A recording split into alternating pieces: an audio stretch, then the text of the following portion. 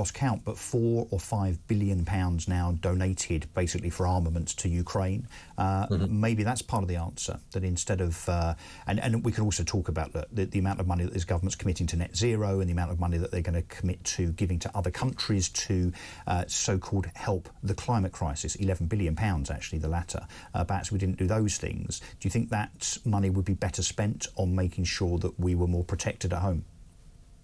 Ukraine is effectively a cost saving, because if we weren't arming them, we'd have to go and fight Russia ourselves. And what we in the West generally are doing is managing to delete the Russian army's fighting capability without shedding a single drop of our own blood.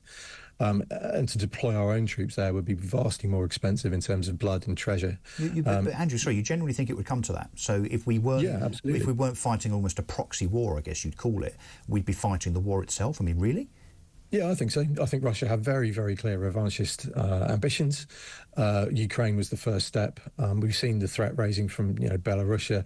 The Eastern European countries are taking this deeply seriously, and they are members of NATO. So if they were attacked, we would be drawn into that. It's quite simply NATO Article 5 says that we have made that promise to come to their aid should they be attacked from an outside country. Yeah. So it's an absolute no-brainer for me that we spend $3 billion a year on Ukraine, because the alternative is spending vastly more in terms of British lives fighting on the battlefield. So it's a good investment. And you think that this is as a consequence of people like Vladimir Putin wanting to kind of reenact the expansion of the Soviet Union? Yes, and you saw the interview he did with Tucker Carlson, where he went into 200 years of Russian history, completely revisionist approach to the glories of ancient Russia. Yeah, a nostalgic approach. Yeah, exactly, and it's clearly that he's trying to re-establish, as well as that protective buffer around Russia, so they've got other countries to do their fighting for them. Yeah. So I think it's very clear what Putin's intentions are. And Andrew, what will go if we weren't supporting Ukraine? And to extend that, and obviously look, we're here talking about budgets, but I guess it's all relevant. If he's not defeated on the subject of the Ukraine, what does Putin do next?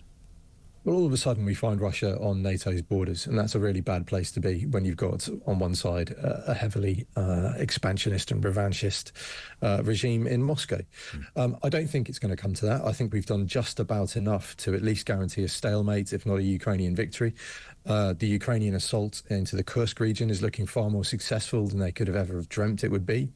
Russia's having real issues now mobilising its reserves and countering that Ukrainian offensive. So I'm not going to be crystal ball about it, but I think the least good option is still okay at the moment in terms of achieving a stalemate.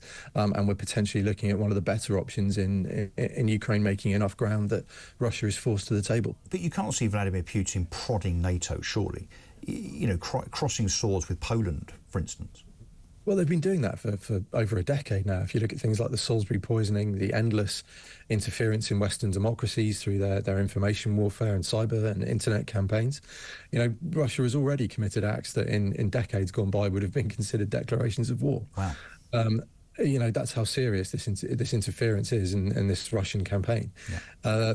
And so if he's going to do that, and if he feels militarily strong enough, then absolutely I can see him trying to salami slice chunks off Eastern Europe. I don't see it looking like an armoured division crossing the border, but we saw in 2014 in Ukraine how Russia operate. They send in their little green men, ununiformed, they conduct subversion, and they try and then slice off parts of a neighbouring country, utilising any Russian-friendly population they might have. It's a very clear model here. Yeah, so you're heartened that the Labour government so far have committed to continue to support financial aid to Ukraine?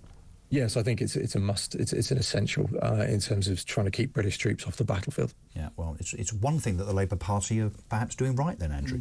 And they're continuing a policy of the Conservatives as well. So it's well, but I guess look, if they're surrounded by advisors, people like yourself, that obviously make the argument as you just have, then it would be pretty negligent, wouldn't it, not to carry on with that policy insofar as making sure that I guess that buffer between us and the big bear of Russia continues to be in place. Wow, Andrew Fox, thank you very much indeed. So Andrew, Defence Expert and Research Fellow at the Henry Jackson Society, thank you very much indeed for that.